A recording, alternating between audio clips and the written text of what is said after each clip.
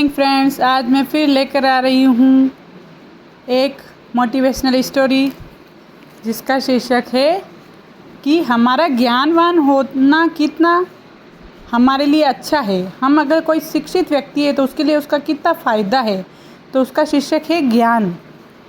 एक कहानी है जिसके अंतर्गत एक राजा था जो बूढ़ा हो चुका था। वो बूढ़ा हो गया।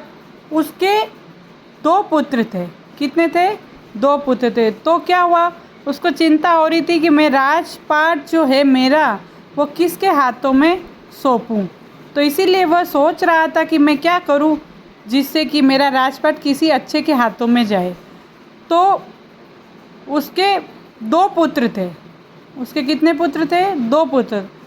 उन्होंने क्या किया कि अपने दोनों पुत्रों की परीक्षा लेने के लिए अपने पास उनको बुलाया। 2 पत्ते लिए, उन पत्तों पर उन्होंने लिखा। एक पे लिख दिया राजपाट और दूसरे पे लिखा ज्ञान। तो दोनों पत्तों को आगे कर दिया। उन्होंने अपने पुत्रों से कहा कि इन दोनों पत्तों में से तुम्हें कौन सा पत्ता चाहिए, जो चाहिए वो ले लो। तो अब क्या हुआ, राजा जी ने सोचा था कि जो इसमें से इन दोनों में से पत्ता उठाएगा उससे उसकी परीक्षा हो जाएगी।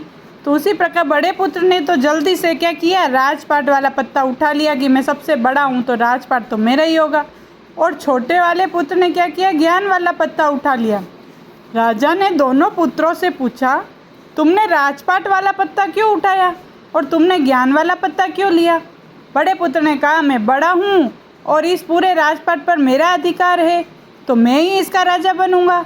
और छोटे पुत्र ने कहा कि है पिताजी, अगर मेरे पास ज्ञान होगा तो ऐसे राजपाट तो मेरे पास बहुत से हो जाएंगे। एक राजपाट की ज़रूरत नहीं है, बहुत सारे राजपाट तैयार कर लूँगा मैं तो। और फिर राजा ने दोनों पुत्रों के उत्तर सुने।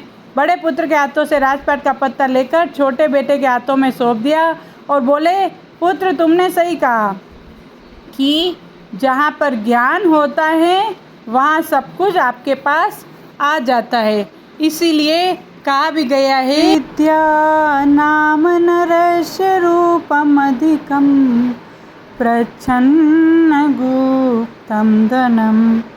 विद्या भोगकरी यश सुखकरी, विद्या गुरूणां गुरु। विद्या बंधुजनो विदेश गमने, विद्या परम देवतम। विद्या राजसु पूज्यते नहि धनम, विद्या विहीनः पशु। इस श्लोक में विद्या की महिमा का वर्णन किया गया है। विद्या जो शास्त्रों से प्राप्त विद्या है, जो ज्ञान है, उसके बारे में बताया। नरस्य यानी मनुष्य का अधिकतम रूपम यानी श्रेष्ठ सौंदर्य है। प्रच्छन्न गुप्तम धनम छिपा हुआ सुरक्षित धन। भोग करी भोगों को देने वाली। यश सुख करी यश और सुख देने वाली। विदेश गमने विदेश जाने पर भी विद्या यात्रा में बंधुजना बंधु की तरह सहायक है, परम श्रेष्ठ है। देवतम यानी देवता। राजसु राजाओं में भी पूज्यते पूजी जाती है। विद्या विहीन विद्या से रहित मनुष्य। तो इसमें ये बताया गया है कि जिस व्यक्ति के पास विद्या है वह विद्या मनुष्य का श्रेष्ठ सौंदर्य है। विद्या छिपा हुआ सुरक्षित धन है। विद्या भोगों को देने वाली है, यश और सुख देने वाली है।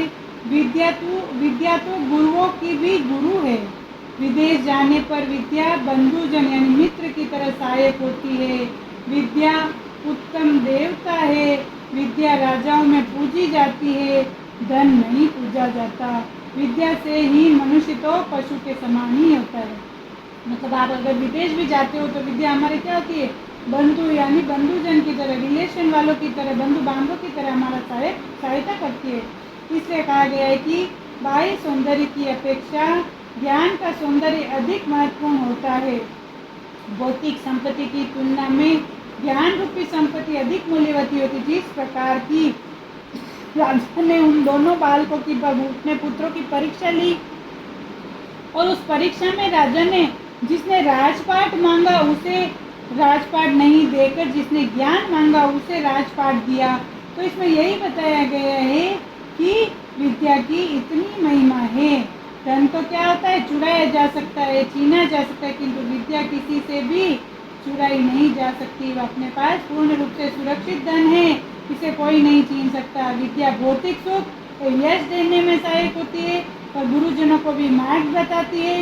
विद्या के बल से मनुष्य विदेश में भी सम्मान पाता है, राजसभा में भी विद्वान व्यक्ति का आदर होता है, इसलिए विद्या श्रेष्ठ देवता कहलाती है। विद्याहीन मनुष्य को कोई नहीं पूछता, वह तो पशु के तुल्य होता है। तो इसी प्रकार हमारे संसार में विद्या की इतनी महिमा बताई गई है। इस विद्या नाम नरस्य रूपम दिकम श्लोक में साधुर विपरीत छंद है और प्रच्छन्नम में प्र छद और कथा प्रत्यय है और गुप्तम में गुप्तम कथा प्रत्यय है।